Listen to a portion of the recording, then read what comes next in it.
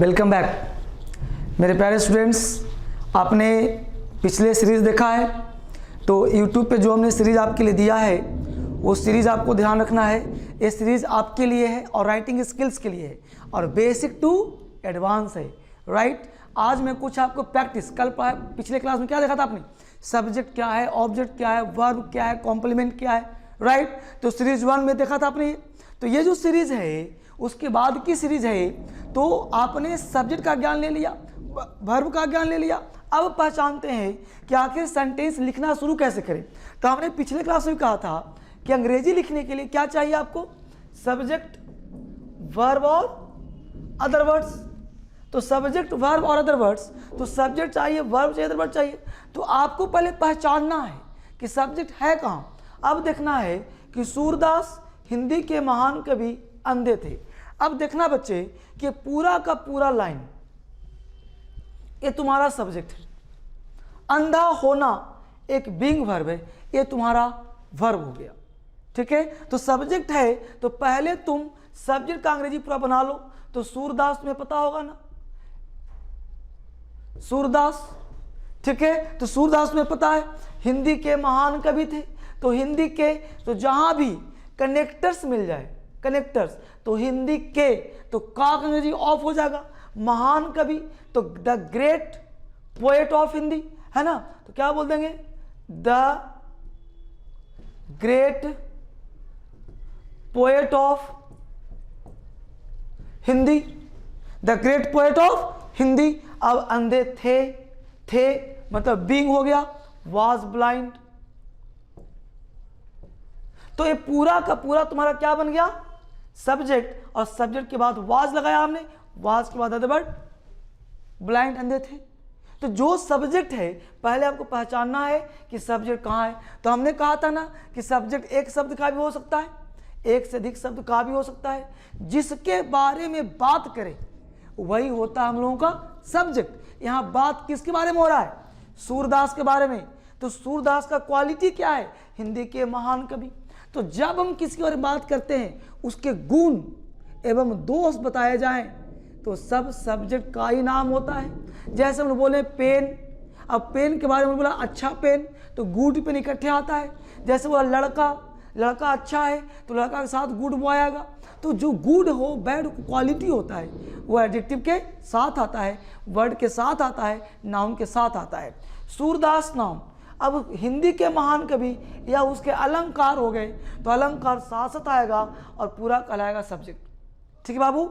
आगे देखो, समीर हो गया सब्जेक्ट, लेकिन इसके बारे में कुछ बोला जा रहा है, क्या, मेरे बचपन का दोस्त, मेरे बचपन का दोस्त। तो मेरे बचपन का दोस्त, तो का तुम्हें पता है ऑफ, तो फ्रेंड ऑफ माई चाइल्डहुड।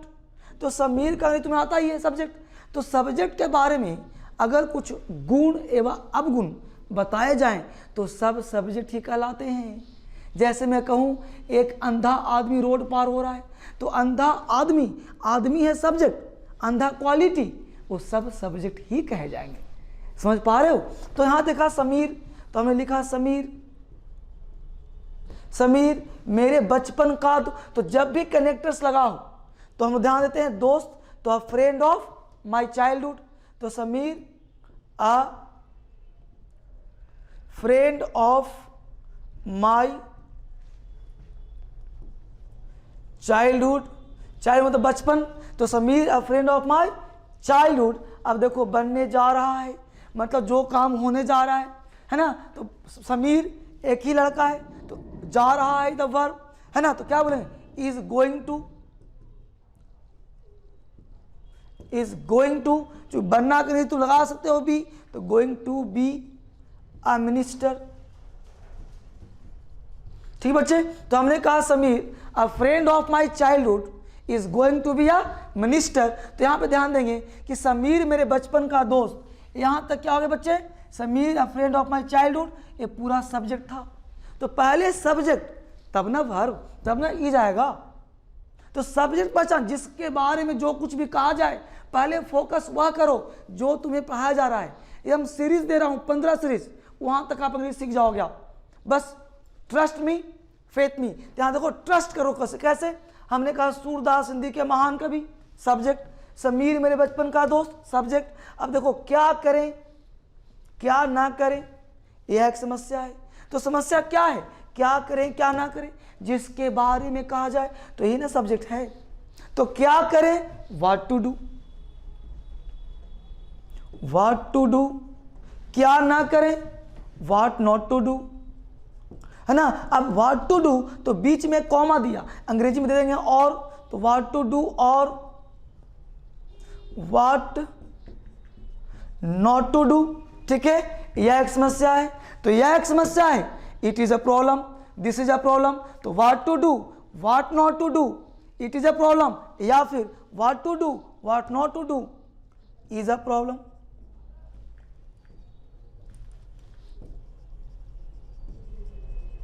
ठीक है, तो what to do, what not to do is a problem. तो यहां पे देखना ये बच्चे कि मैं कोशिश कर रहा हूं पढ़ाने का सब्जेक्ट क्या है, सब्जेक्ट क्या है, सब्जेक्ट क्या है। ठीक है, कुछ और करते हैं प्रैक्टिस ये पूरे लाइन पे, सब्जेक्ट वर्ब और अदर वर्ड पे। ठीक है, ठीक है बच्चे। तो अब एग्जाम्पल कुछ और लिया हमने आपके लिए।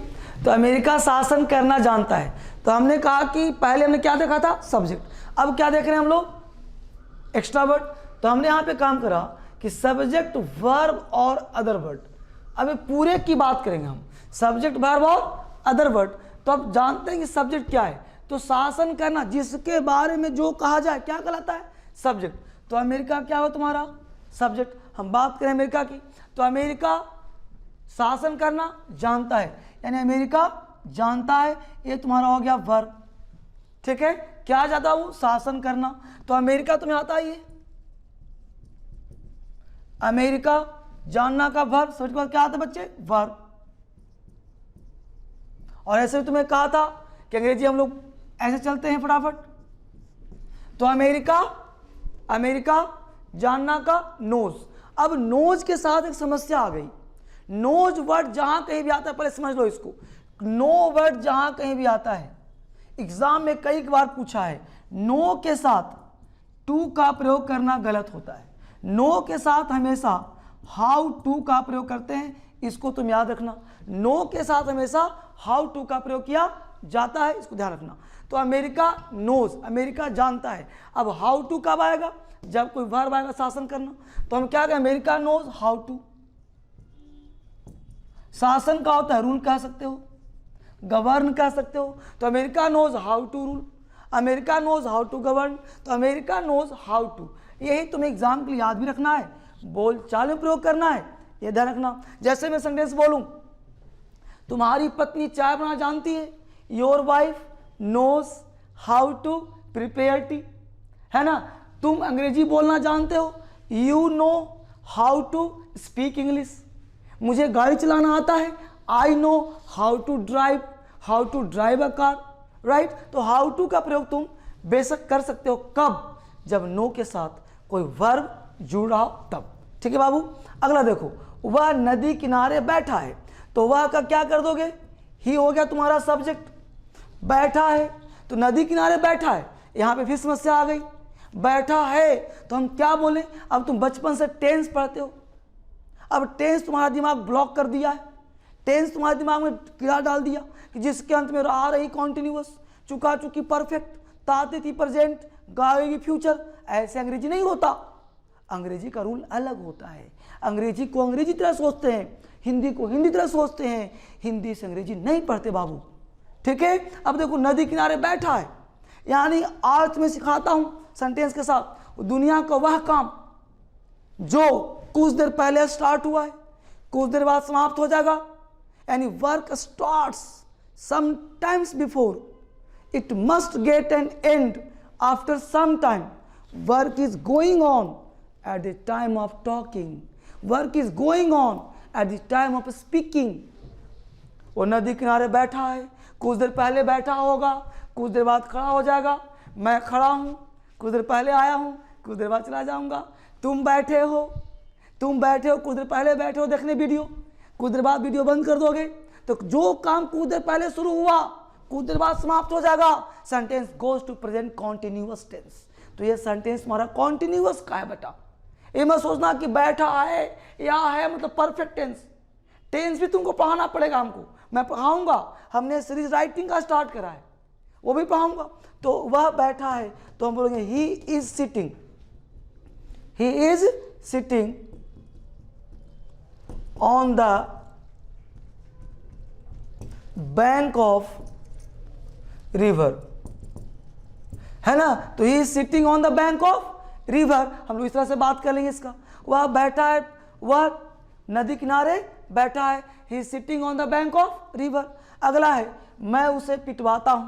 एक्चुअली क्या है ना बाबू, देखो गौर सुनो, एक्चुअली क्या है ना कि मैं तुम्हारे लिए वह काम कर रहा हूं, तुम्हारे जो मैसेज मिलते हैं, तुम्हारे जो सब कुछ मिलते हैं, और आप कहते हो कि सर मैं यहाँ से बिलोंग करता हूँ, वाकई मेरा दिल आपके लिए है, मैं चाहता हूँ कि आपको सिखाऊं, सच्चाई बात है। और कोई भी चीज़ होता है ना तो मुझे देने की इच्छा होती है। अब जैसे टेंस है, अब मन हो रहा है कि मैं टेंस पढ़ा दूँ, लेकिन इसके लिए टाइम है। हमेशा वीडियो वॉच करो, टेंस का भी मैं सीरीज दूंगा आगे आने वाले समय में, हर एक चीज़ मैं पढ़ाने का प्रयास करूंगा, ठीक है। बस आपको एक काम करना है कि आप उन सब बच्चों को पढ़ाइए जिनको आवश्यकता है, जिनको अंग्रेजी समझ में दिक्कत होती है। अब अगला देखो, मैं उसे पिटवाता हूँ। अब तुम बताओ, मैं उसे पिटवाता हूँ, अब तुम क्या करो पता है, तातेती पकड़ लोगे, तातेती पकड़ लोगे और कहोगे सर प्रेजेंट टेंस। तो मुझे टेंस मतलब नहीं, टेंस सिखाऊंगा, बट मैं उसे पिटवाता हूं। क्या बनाए, पीटना का अंग्रेजी आता है बिट, पिटवाना का तो सुना नहीं आज तक। रोना का सुना क्राई, रुलाना का क्या होता है, हंसना का होता है लाफ, हंसाना का क्या होता है, सोचो बताओ। तो मैं उसे पिटवाता हूं, यह सेंटेंस को कहेंगे कॉजेटिव वर्ब। क्या कहेंगे, कॉजेटिव वर्ब। इसका क्लास अगले वीडियो में दूंगा, कॉजेटिव वर्ब क्या होता है। फिलहाल अंग्रेजी इसको देख लो कि कॉजेटिव वर्ब पूरा लेक्चर देना होगा, मैं बनाऊंगा आई गेट हिम बीटन। अब तुम सोचो बीट्स लगेगा, यहां आएगा बीटन, वर्ब का थर्ड फॉर्म।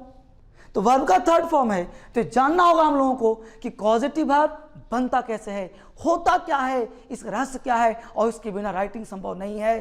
तो ये मैं दूंगा अगले सीरीज में, अगले क्लास को तब वहां हम लोग काम करेंगे। इतना आप देखो और इस सारे चीज को लाइक करके शेयर करो और सारे बच्चों की मदद करो। मैं धर्मेंद्र सर एक नया से स्टार्ट किया हूं और अंग्रेजी की क्रांति फैलाओ। Thank you very much, thanks for watching.